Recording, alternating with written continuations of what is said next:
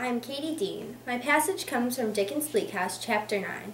In this passage, Ada, Richard, Mr. Jarndyce, and Esther have anxiously been waiting the arrival of Mr. Boythorn. He arrives late and explains that a man gave him bad directions. The group sits down for dinner. Mr. Boythorn's bird is brought down, and he expresses how amazing the bird is, and that he has even left an annuity for it should he pass away first. This scene is important because it introduces Mr. Boythorn and shows another dispute that Sir Leicester Dedlock is involved in.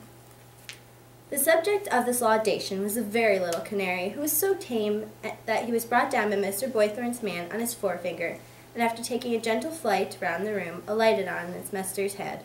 To hear Mr. Boythorn presently expressing the most implacable and passionate sentiments with this fragile mite of a creature quietly perched on his forehead was to have a good illustration of his character, I thought. "By my soul, Jarndyce," he said, very gently holding up a bit of bread to the canary to peck at, "if I were in your place, I would seize every master in Chancery by the throat tomorrow morning and shake him until his money rolled out of his pockets and his bones rattled in his skin. I would have a settlement out of somebody, by fair means or by foul. If you would empower me to do it, I would do it for you with the greatest satisfaction." All this time, the very little canary was eating out of his hand. "I thank you, Lawrence, but the suit is hardly at such a point at present," returned Mr. Jarndyce, laughing. "It would be greatly advanced even by the legal process of shaking the bench and the whole bar." "There never was such an infernal cauldron as that Chancery on the face of the earth," said Mr. Boythorn. "Nothing but a mind blowed on a busy day in term time, with all its records, rules, and precedents collected in it, and every functionary belonging to it high and low, upward and downward, from its son, the accountant general, to its father the devil, and the whole blown to atoms with 10,000 hundredweight of gunpowder would reform it in the least."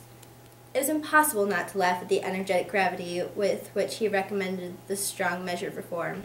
When he threw up his head and shook his broad shoulders, and again the whole country seemed to echo to his "ha ha ha."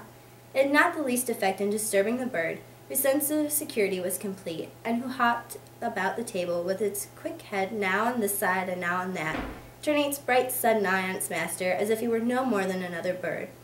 "But how do you and your neighbour get on about that disputed right-of-way?" said Mr. Jarndyce.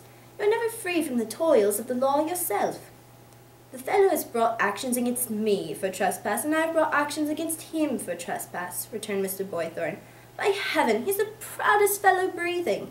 It is morally impossible that his name can be Sir Leicester. It must be Sir Lucifer." "Completely complimentary to our distant relation," said my guardian laughingly to Ada and Richard.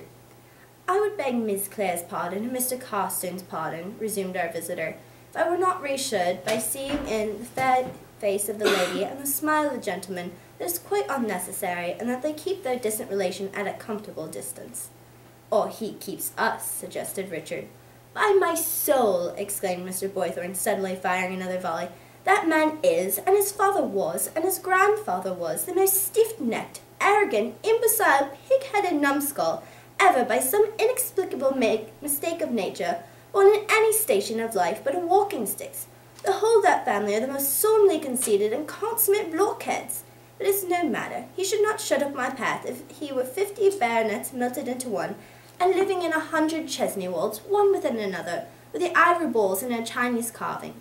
This fellow, by his agent or secretary, or somebody, writes to me, Sir Leicester Dedlock, Baronet, presents his compliments to Mr. Lawrence Boythorn, has to call his attention to the fact that the green pathway by the old parsonage house, now the property of Mr. Lawrence Boythorn, is Sir Leicester's right-of-way, being in fact a portion of the park of Chesney-Wold, and that Sir Leicester finds it convenient to close up the same.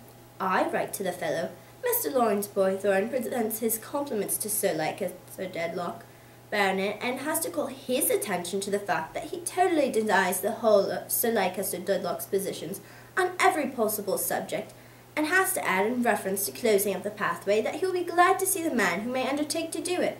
The fellow sends a most abandoned villain with one eye to construct a gateway. I play upon that excruciable scoundrel with a fire engine until the breath is nearly driven out of his body. The fellow erects a gate in the night, I chop it down and burn it in the morning. He sends his myrmidons to come up over the fence and pass and repass. I catch them in humane man-traps, 5 split peas at their legs, play upon them with the engine, resolved to free mankind from the insupportable burdens of the existence of these lurking ruffians. He brings actions for trespass, I bring actions for trespass. He brings actions for assault and battery, I defend them and continue to assault and batter. Ha ha ha!